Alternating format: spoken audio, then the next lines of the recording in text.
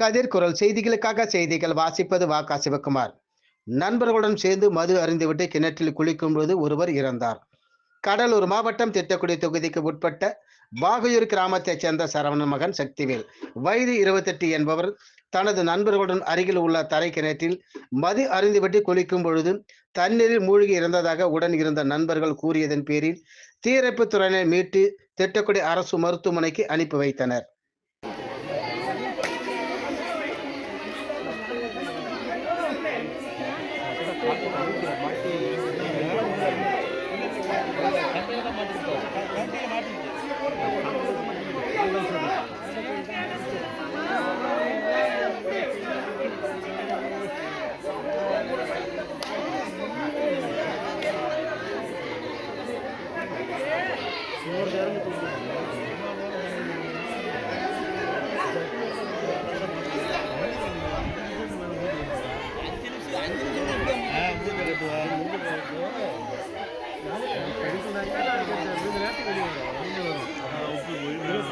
time